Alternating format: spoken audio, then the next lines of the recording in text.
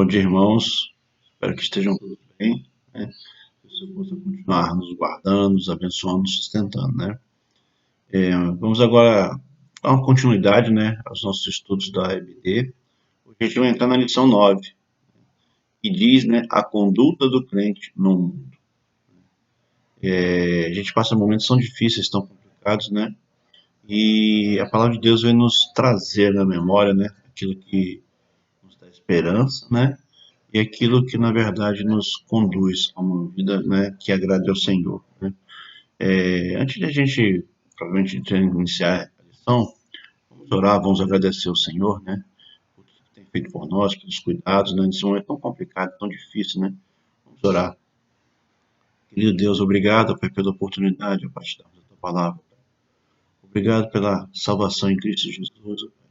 Obrigado pelos Teus cuidados, pela nossa saúde, ó Pai, por tudo, Pai, que tem nos abençoado. Sabemos que vivemos em momentos difíceis, complicados, ó Pai. Mas pedimos que Tu possa nos abençoar, nos guardar, ó Pai, continuar a nos sustentar, ó Pai. Porque somente pelo Senhor conseguimos viver e sobreviver, ó Pai, nesse momento tão difícil, ó Pai. Neste momento, coloco em Tuas santas mãos, ó Pai, a minha vida, ó Pai, a vida de todos aqueles irmãos que estarão ouvindo, ó Pai, que estarão vendo esse vídeo, ó Pai. Eles possam ser abençoados pelo Senhor, ó Pai. Abençoa-nos, ó Pai. Usa-nos, ó Pai, como instrumentos do Senhor, ó Pai. Que a Tua palavra possa ser divulgada, falada de maneira viva, verdadeira e honesta, Pai. Ajuda-nos, ó Pai, sustenta-nos, ó Pai. Em nome do Teu Filho Jesus. Bem, irmãos, então, como eu falei, né, a gente vai estudar sobre a conduta do crente no mundo, né? E aí tem dois objetivos que a gente queria avaliar. O primeiro objetivo é compreender que mostramos nossa fé pela nossa maneira de viver. Então, ou seja, nossa maneira de viver vai influenciar, vai mostrar e como é que está a nossa fé, né? Como é que está a nossa vida com o Senhor, né? O segundo ponto, o segundo objetivo é nós refletirmos sobre os deveres da nossa conduta cristã neste mundo, né?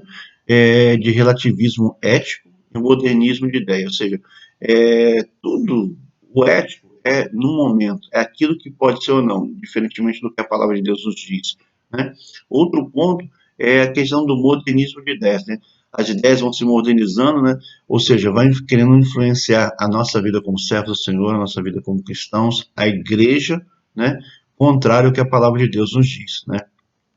O texto áureo se encontra em Efésios 5, versos 15 e 16, que diz o seguinte: portanto, estai atentos para que o vosso procedimento não seja de tolos, mas de sábios, aproveitando bem cada oportunidade, porque os dias são maus.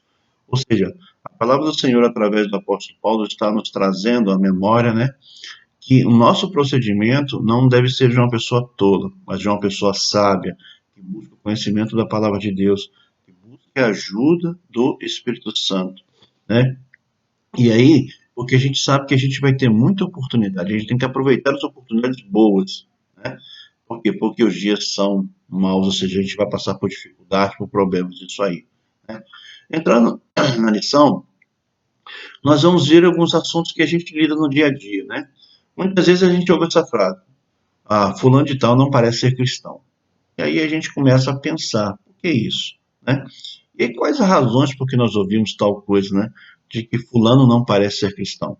Né? E aí a gente vê à memória o quê? Que a gente precisa ter cuidado com o nosso comportamento diante do mundo ou diante das pessoas, né? Porque a nossa conduta do dia a dia, onde nós vamos mostrar realmente quem somos. Então, tá aí uma coisa que a gente precisa cuidar, precisa estar muito atento no nosso dia a dia, nossa conduta, o nosso ser do dia a dia, né? O nosso caminhar, o nosso falar, tudo que vamos fazer, né? E um dos pontos que a gente vai estar sobre conduta, né? É a conduta do crente no mundo tem por inspiração o caráter e a natureza de Deus. Olha que maravilha, né? O texto é Efésios 5:1 que diz o seguinte: sede, pois, imitadores de Deus como filhos amados. Ou seja, Paulo está nos falando, né? Ele está nos chamando a atenção para quê?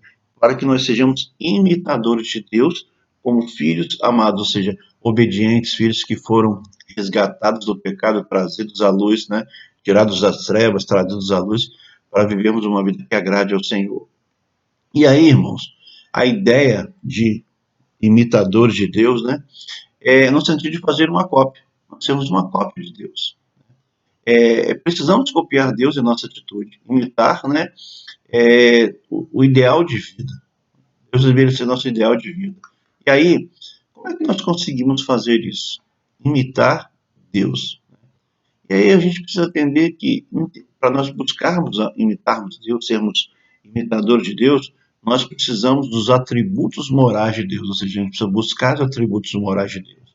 Alguns desses atributos, né, que são atributos comunicáveis, ou seja, Deus relata na palavra de Deus, justiça, amor, verdade e bondade.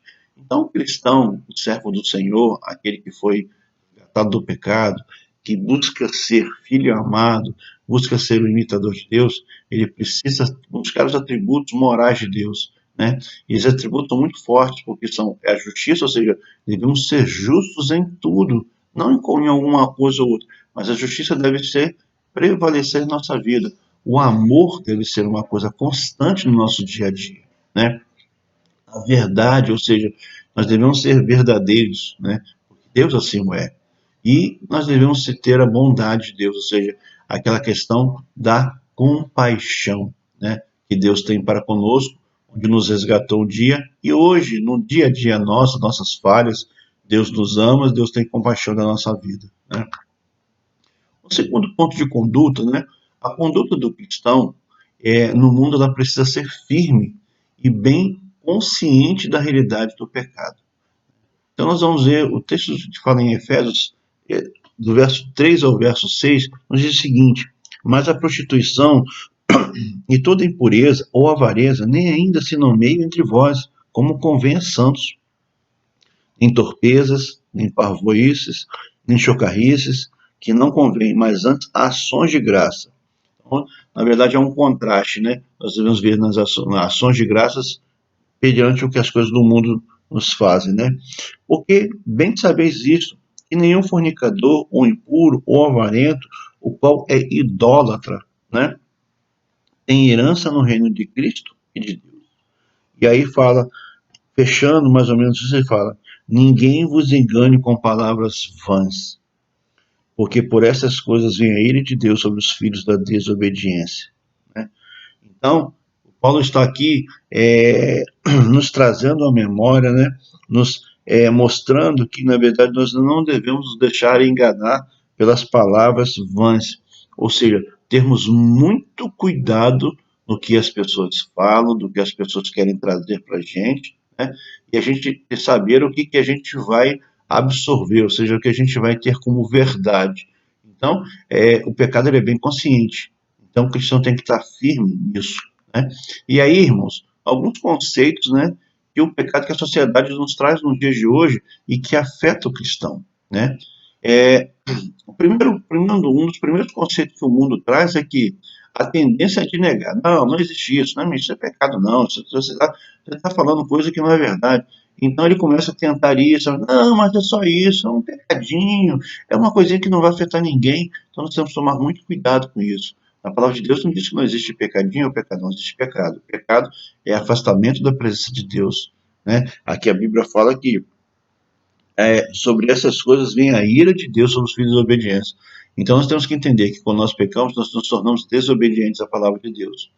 O segundo ponto é que para alguns o pecado ele é resultado de impulsos íntimos, né, e circunstanciais. Olha só que coisa que as pessoas nos trazem, né?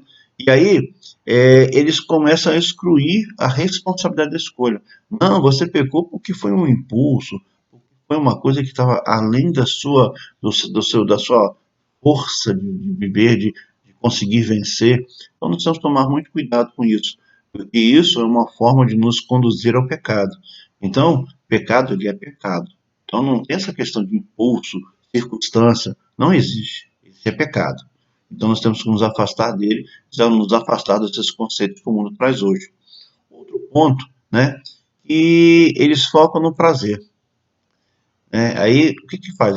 É se sentir bem, não importando o meio ou o custo. pecado quer nos levar a isso, o pecado quer nos levar a trazer coisas boas momentaneamente, né? Mas e o custo depois? Nós temos que tomar muito cuidado com a questão do meio que é feito, da forma que é feita, para nós não nos arrependermos lá na frente. O último ponto, que é um ponto que hoje tem sido muito focado pelo mundo, é a teoria da evolução. Que é isso, né? O que a Bíblia chama de pecado, eles começam a torcer dizendo que é evolução, que é uma herança da nossa vida primitiva, né? Uma vida animalesca, ou seja, nós vemos dos animais, né? Olha só, torcendo a palavra de Deus, né? E aí eles começam a falar que não, a gente peca porque é uma herança, né? A Bíblia fala que nós não temos essa herança. A nossa herança é Cristo. A nossa herança é a salvação. A nossa herança é o reino futuro.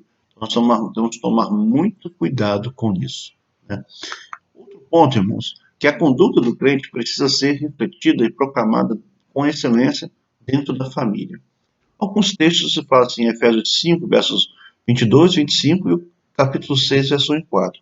O verso 5 e 22 fala, vós mulheres, sujeitai vossos maridos como ao Senhor.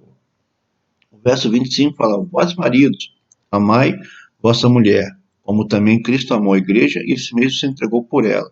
O capítulo 6, verso 1 e 4 fala o seguinte, no capítulo 6, verso 1 fala, vós filhos, sede obediente a vossos pais no Senhor, porque isso é justo. E o verso 4 fala, e vós pais, não provoqueis a ira de vossos filhos, mas criais na doutrina e admoestação do Senhor. Né? Ou seja, Paulo está nos trazendo que o relacionamento familiar deve ser baseado no amor, ou seja, no amor vindo do Senhor, né? E aí a gente precisa entender o que está facilitando e dificultando os nossos papéis dentro do nosso lar, da nossa vida conjugal, né? Nossa vida como pai, como os filhos, né? E aí a gente vê aquela pergunta, qual o papel que eu estou exercendo na minha família, né? E aí a gente começa, o papel que eu estou exercendo ali é bom ou é ruim? Ele está trazendo amor ou está trazendo discórdia? Né? Então nós precisamos pensar muito nisso, nós precisamos refletir, nós precisamos, eu falo por mim, né? A gente está passando um momento complicado e a gente está tendo muito mais contato com as nossas famílias. Então a gente precisa, na verdade, nos refletirmos, né, naquilo que fazemos, né, é um momento complicado, é um momento difícil, né? Você, às vezes, conviver muito tempo com a pessoa, a gente sabe que tem as dificuldades, né? Então, a gente precisa ter buscar muito a orientação do Senhor para nos ajudar, né? Outro ponto é a conduta do crente no mundo se torna possível e inconfundível com o enchimento do Espírito Santo. Efésios 5, 18b nos diz o seguinte, né? Mas enchei-vos do Espírito. Ou seja, nós só iremos conseguir ter uma conduta cristã, uma conduta verdadeira para sermos imitadores de Deus, se nós nos enchermos do Espírito Santo, ou seja, buscarmos a palavra de Deus, buscarmos a orientação do Senhor para as nossas vidas, né? E aí, irmãos, alguns pontos que é interessante para nós sabermos, né? Somente uma vida de enchimento, ou seja, cheia do Espírito Santo, busca de enchimento do Espírito Santo, vai nos habilitar nos qualificar para vivermos os valores do reino de Deus aqui na terra. Então, ou seja, se nós não buscarmos nos enchermos do Espírito Santo através da palavra de Deus, através da oração, através de uma vida comprometida com o Senhor, nós não estaremos nos qualificando, nós não estaremos nos habilitando ao reino de Deus, ou seja, vivenciar um pouco do reino de Deus aqui na terra. Outro ponto é que uma quase que uma pergunta, né? Se você fosse abordado sobre a atuação do Espírito Santo em sua vida, o que você diria? É uma pergunta que nós devemos nos fazer, né? Alguém nos pergunta, como é que é a questão do Espírito Santo na sua vida? Né? Qual é a atuação do Espírito Santo na sua vida? Essas são perguntas que nós precisamos fazer, né? E no dia a dia, né? Buscarmos uma resposta vinda do Senhor, né? Para sabermos se estamos fazendo, se estamos agradando ao Senhor, e se realmente estamos buscando a presença do Senhor em nossas vidas. Né? Outro ponto, que a conduta do crente no mundo ela é vitoriosa porque temos a armadura de Deus, né? Aquele texto maravilhoso de Efésios 6:11, onde nos diz, né? Revestivos de toda a armadura de Deus, para que possais estar firme contra as astutas ciladas do diabo, né? E depois o capítulo 6 ele vem transcorrendo dizendo sobre cada detalhe da armadura de Deus, né? E aí, a armadura de Deus ela implica algumas coisas na nossa vida. Cinto é a verdade, ou seja, nos dá firmeza e segurança, ou seja, o cinto é aquilo que nos mantém firme, né? Porque é a verdade do Senhor. A couraça é a justiça, ou seja, a justiça é a proteção do servo de Deus, ou seja, a justiça de Deus vivendo em nós, nós vivemos essa justiça, sermos justos, nos dá firmeza para vivermos uma vida com o Senhor, né? Nos protege de tudo, né? Os calçados são a preparação do Evangelho da Paz, ou seja, somos mensageiros da paz de Cristo, ou seja, nós temos um compromisso, uma responsabilidade de sermos mensageiros da paz de Cristo, né? O escudo é a nossa fé, ou seja, somos protegidos pela fé contra os dardos inflamados do maligno, ou seja, nós estamos nos protegendo com isso, né? O capacete é a salvação, nos protege a nossa cabeça, a nossa mente, ou seja, nos livra do mal, nos enche da palavra de Deus e não dá espaço para o pecado, né? E a espada é a palavra de Deus, dada pelo Espírito Santo, ou seja, voltamos aí ao buscarmos o enchimento do Espírito Santo, né? Ninguém pode ir para uma batalha sem a palavra, né? Nós sabemos que nossa batalha ela é espiritual, e nós precisamos conhecer a palavra, nós precisamos encher do Espírito Santo para nós possamos estar firmes no dia mal, né? E, irmãos, para encerrar, né, vamos falar 3 pontos aqui do que a gente falou, né, sobre como viver a conduta do reino de Deus neste mundo tenebroso e mau. O primeiro ponto é fincando, ou seja, firmando bem, né, as estacas dos nossos princípios que não podem ser removidas. Ou seja, nós vamos nos alicerçarmos na palavra de Deus para fincar, ou seja, para estarmos firmes, porque pode vir as tempestades, mas nós estaremos firmes na rocha que é Jesus. Ou seja, nós vamos nos fincar nisso, na verdade da palavra de Deus. Outro ponto, nós precisamos colocar como ideal de vida e projeto sermos imitadores de Deus, ou seja, justiça, amor, verdade, bondade, compaixão, os atributos morais de Deus, nós devemos buscar sempre na nossa vida, no nosso dia a dia. E o terceiro ponto é valorizar e proclamar a família como instituição divina e com esse ver segundo a existência de Deus nos colocou na oportunidade dos preceitos da palavra, né? Irmãos, que a gente possa buscar cada vez mais termos uma conduta que agrade ao Senhor, uma conduta que nos leve a sermos verdadeiros imitadores de Deus, que nos leve a cada dia mais buscarmos a presença do Senhor, a orientação do Senhor, nos enchermos do Espírito Santo, né? E utilizarmos aquilo que Deus nos dá, que é a armadura, né? A armadura do cristão. Então nós devemos estar prontos para isso, porque a única forma de nós vencermos as batalhas do dia a dia é estarmos juntos na presença do Senhor. Obrigado, irmãos. Um bom dia.